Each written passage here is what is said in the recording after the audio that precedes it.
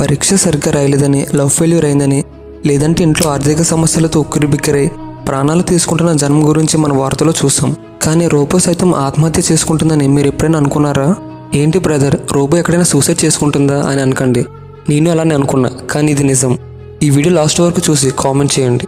ఈ వార్త వినడానికి కొంచెం కొత్తగా, నవ్వు తెప్పించే విధంగా ఉన్నా ఇది నిజంగా జరిగిందని సౌత్ కొరియా న్యూస్ ఛానల్స్ చెబుతున్నాయి. ఈ రోబో సూసైడ్ చేసుకోవడం అలా పక్కన పెడితే అది ఎందుకు సూసైడ్ చేసుకుందో తెలిస్తే షాక్ అవ్వాల్సిందే.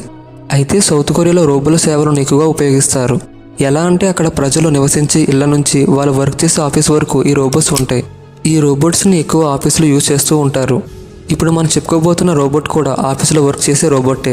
ఈ robot documentary delivery, city promotion మరియు సమాచారాన్ని అందించడం వంటి పనుల్లో తెగ బిజీగా ఉండేది. మరియు అధికారికంగా సిటీ హాల్లో భాగం. అంత బిజీగా ఉండే ఓ రోబో సూసైడ్ చేసుకుందన్న వార్త సంచలనం సృష్టిస్తుంది. పని ఒత్తిడి వల్ల రోబోట్ ఆత్మహత్య చేసుకుందని ఇంటర్నేషనల్ మీడియాలో వైరల్ అవుతుంది.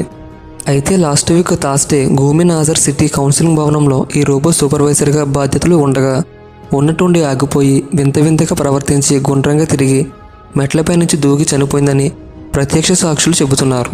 మార్నింగ్ 9 నుంచి ఈవినింగ్ వరకు పని చేయాల్సి రావడంతో విపరీతమైన పని ఒత్తిడితోనే అది ఇలా చనిపోయిందని వార్తలు వచ్చాయి. ఇన్నాళ్ళు స్ట్రెస్ అంటే మనుషులకి అనుకున్నాం, కానీ రోబోట్స్ కూడా తప్పదన్నమాట. ఏం చేస్తాం, వర్క్లోడ్ ఉంటే మనిషి అయితే ఏంటి, రోబోట్ అయితే ఏంటి అని ఈరోజు తేలింది. అమెరికాకు చెందిన బెరో రోబోటిక్స్ సంస్థ ఈ రోబోని తయారు చేసింది. గత ఆగస్టు నుంచి అది చాలా చురుగ్గా పనిచేస్తుందంట. రోబోట్ కూడా ఒక ఉద్యోగి కార్డును కలిగి ఉంది మరియు ఇతర ఉద్యోగుల మాదిరిగానే ఉదయం 9 నుండి సాయంత్రం 4 గంటల వరకు పనిచేస్తుంది.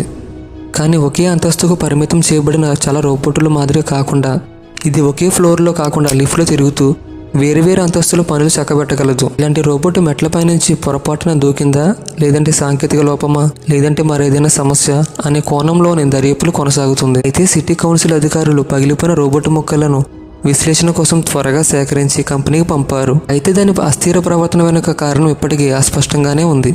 ఈ ఘటన తర్వాత ఆ ఆఫీసులో మరో ఏ రోబోట్ను పనిలో పెట్టుకోమని వాళ్ళు చెబుతున్నారు.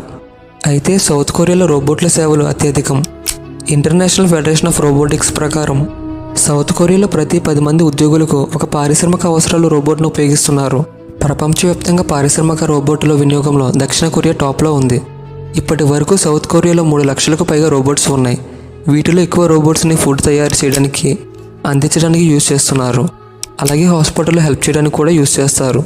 సౌత్ కొరియా షాపింగ్ మాల్స్ మరియు విమానాశ్రయం వంటి బహిరంగ ప్రదేశాల్లో ఈ రోబోట్స్ సంఖ్య పెరుగుతుంది. ఇలా కొన్నాళ్ళు పోతే ఇంకా అక్కడ మనుషులు ఉండరేమో అనిపించేలా ఉంది అక్కడ పరిస్థితి. సౌత్ కొరియా వ్యాక్యూమ్ క్లీనర్తో సహా హౌస్ రోబోట్ను అభివృద్ధి చేయడంలో దక్షిణ కొరియా ముందంజలో ఉంది. దక్షిణ కొరియాలో రోబోటిక్స్ విద్య అనేది ఒక ముఖ్యమైన దృష్టి. అనేక పాఠశాలలో రోబోటిక్స్ గురించి వారి స్టూడెంట్స్కి క్లాసెస్ చెబుతున్నారు.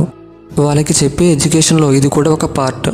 స్టూడెంట్స్ కోసం అనేక రోబోటిక్స్ పోటీలు కూడా వారు కండక్ట్ చేస్తున్నారు.